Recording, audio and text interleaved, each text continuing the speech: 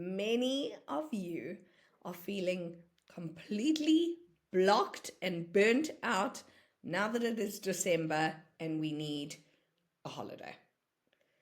Yes, okay. How many of you are feeling like you need an excuse to let your hair down, to relax, to laugh, to not be so serious, and you still want to make 2025 your best year yet? How many of you want to make 2025 your biggest year in terms of growth, expansion, in terms of taking your business, your life to the next level?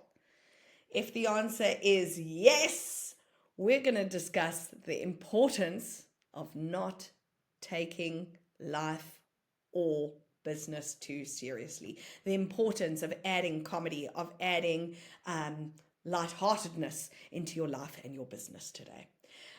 So, Angel Doves, for those of you who don't know me, I am a comedian and an award-winning coach.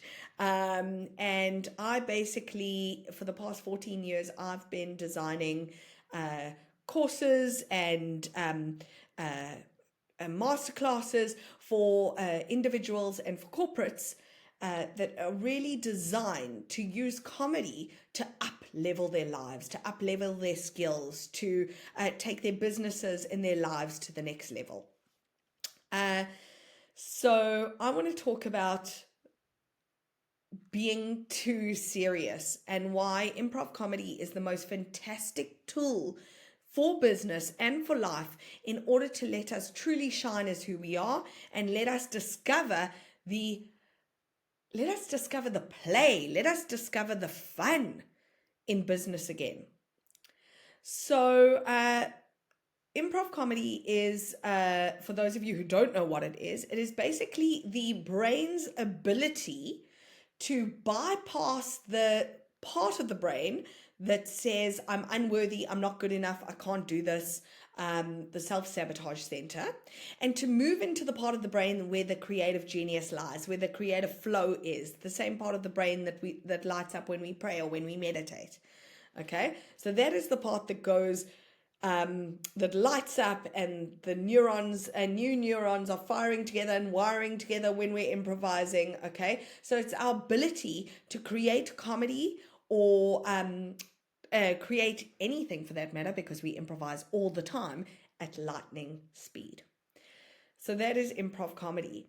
And I want to talk to you about the space we are in when we are improvising, when we are playing. And then you will see why it is so important to apply this sort of play to business and to life.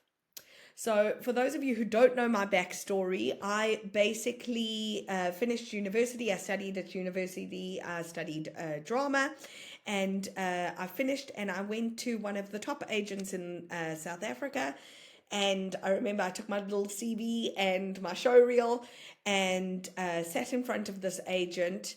And he didn't even look at the CV or the show reel, took one look at me and said, "You're too large to be in the industry."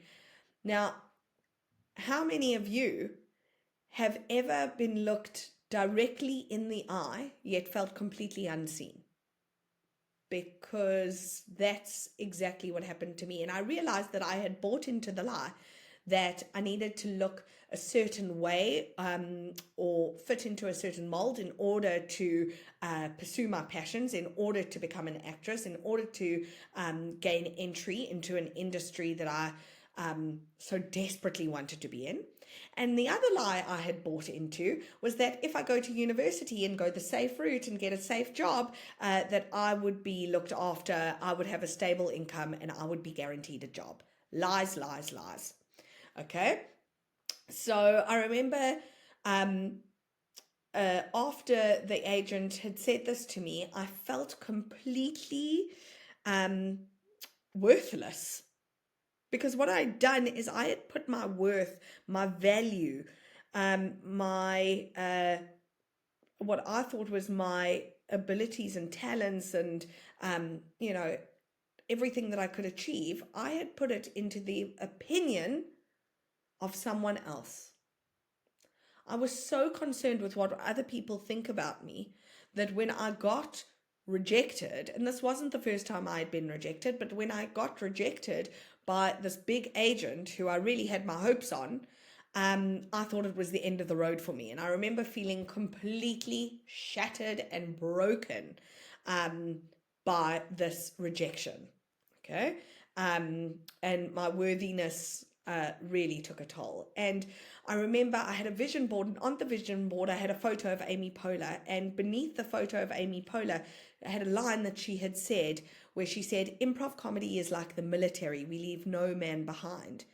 And I remember I had a massive aha when I was reading this, because I was like, I had felt really left behind by an industry that promised me that I would be able to enter on talent, on being funny and hilarious and not what I looked like. So I, in that moment, made a decision to go all in on myself, to bet on myself 100%, to do whatever it takes to become so good at this improv comedy thing that no one could ignore me. And I made a decision to use my entire life savings to go to the home of comedy, to the home of improv comedy, to go and study with the cast of Saturday Night Live, Whose Line Is It Anyway, all the top improvisers in the world go to study. I was going to go there and I was going to give it my all. And I still didn't have enough money. So I remember reading Rich Dad, Poor Dad, and Poor Dad says, I can't afford this. And Rich Dad said, how can I afford this? And I remember planning and plotting and changing my thinking from I can't afford this to how am I going to afford this? And I applied to every single National Arts Council grant in the country. And I remember waiting months and months for an answer, and still at the same time applying for safe jobs because I thought that's where I was headed. And eventually I got the money. I got the funding. And I remember this was more money than I'd ever seen in my entire life. And I remember knowing that this was real, but also knowing that I didn't have a plan B. Now, as terrifying as that sounds, not having a plan B, not having something to fall back on, I knew that if this idea of going to go and study in America and going to go upskill and going to go become a master in my field didn't work out, I had nothing to fall back on. I would really then, I'm starting again from zero, from possibly going into debt. Would have, nothing to come back to. So I needed to go and study or go master this thing like my life depended on it, because my life depended on it. So how many of you have ever invested in yourself and realized that the stakes were so incredibly high that you would do whatever it takes to make it work? Okay, so there is a power in investing in yourself like your life depends on it. Okay, there's a power in not having a plan B. There's a power in not going back on your word, or not going back on your promise to yourself and making your dreams come true. So I don't know how many of you know the story of Sylvester Stallone. Sylvester Stallone was completely broke. I think he had $25 in his bank account. He had some tiny little cameos in some feature films, and he had basically hit a rock bottom. And he was fighting with his wife at the time. They just couldn't even put food on the table. And he watched a fight, Muhammad Ali fight. I'm not too sure who he was fighting, but after that fight, for 20 hours straight, he had an inspiration, and he went and he wrote Rocky. He sat down for 20 hours and just wrote Rocky. Didn't stop, no sleep, no nothing. And once the screenplay was done, he started, going out and trying to convince people to buy the screenplay, so that he could get the movie done. And he eventually found someone after loads of rejection. He eventually found someone who was like, oh, okay, cool. We will make this movie, but we want someone else to star in it, and we are going to give you $125,000. So you can imagine if you have $25 in your bank account, how much $125,000 is. And he said, without me starring in the film, no, thank you. I'm not going to take it. And he went back to them and said, no, thank you. And they came back to him and said, we'll give you $325,000 to get the screenplay and for you not to star in the movie. And once again, he turned it out. He turned it down. Okay? So what happened after that was they came back to him and they said, well, if we're going to take you as the star of Rocky, if we're going to take you as the star of the screenplay, we're taking a massive risk because you're an unknown, you look funny, he was pulled out by forceps, so he spoke a little bit at birth, so he spoke a little bit funny as well. And they said, if we're taking a massive risk on you, then we'll give you $35,000 and you can star in the movie. And he said yes. Now, what had happened when he was down and out and had no money is his best friend in the entire world was his dog. And he had absolutely nothing and would stand outside. He stood outside the liquor store, and one day someone walked past and he sold his dog to this guy for $50 when he needed the money. And now he had just made $35,000 from selling his screenplay and from getting cast as the lead in his movie. He was going to be the lead. And when you have only $25 in your account and now $50 because he had sold his dog, $35,000 is a lot of money. And you go, what was he was asked what was the first thing he did when he got paid that $35,000. He said he went to go stand outside this liquor store and wait for this dude who frequented the liquor store, who bought his dog from, so that he could buy his dog back. And eventually this guy comes back and he says, look, I was down and out, I sold you my dog. He's my best friend in the world. I'll give you $500. I want my dog back. And the dude was like, no, not $500. But because he understood how important the outcome was, because he understood that he needed to pivot and go all in on his dreams and go all in on getting his best friend back, he knew how high the stakes was. He knew that he had to stick to his guns no matter what it took. And he offered him $1,000. The dude wouldn't give him his dog back. $5,000. The dude wouldn't give him his dog back.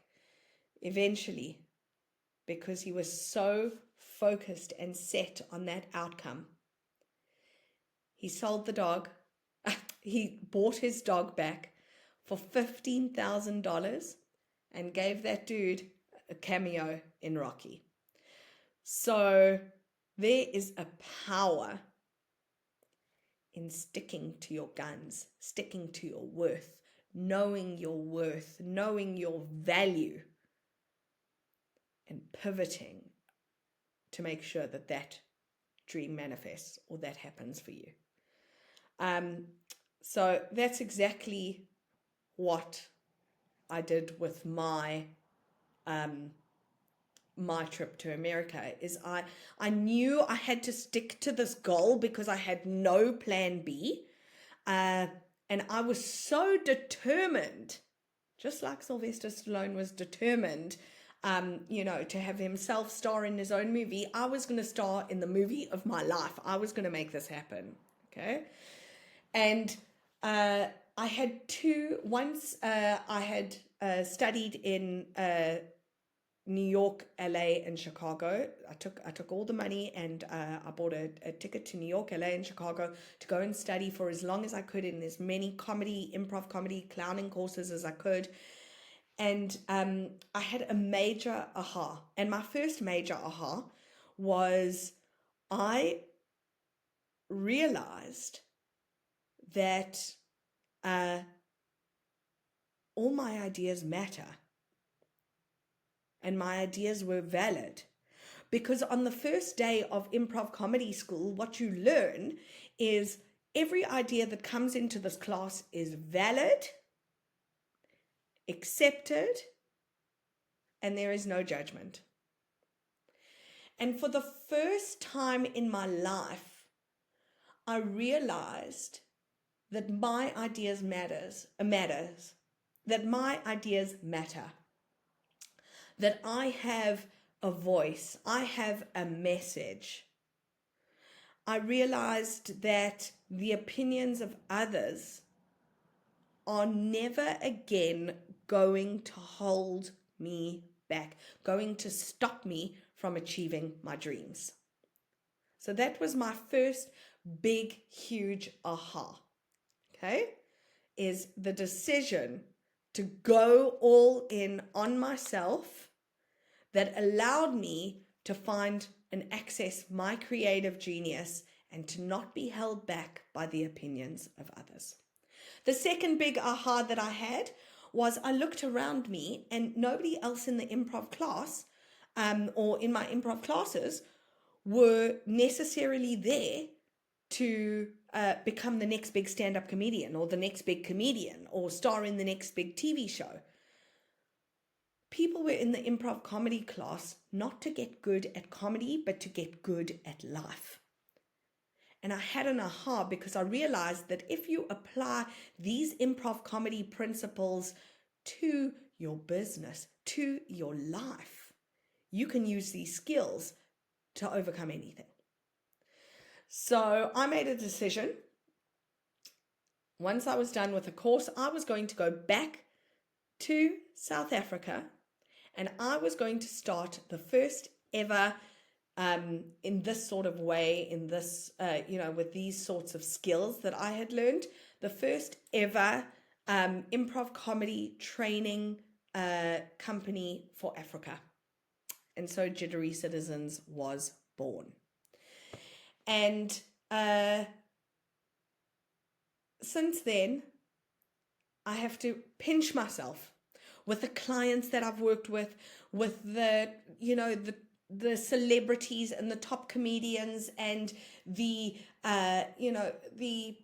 Fortune 500 companies and the reason why I say this is not to impress you, but impress upon you what is possible when you decide to go all in on yourself, when you decide to bet on yourself, when you decide to do whatever it takes to take your life to the next level. So I came back, I started Jittery Citizens, and I remember the first corporate I ever got was for Ogilvy South Africa, and they wanted me to train creatives on how to be more creative. So although this may sound counterintuitive, when I went into agency, I realized, I understand why creatives need this sort of training. Okay.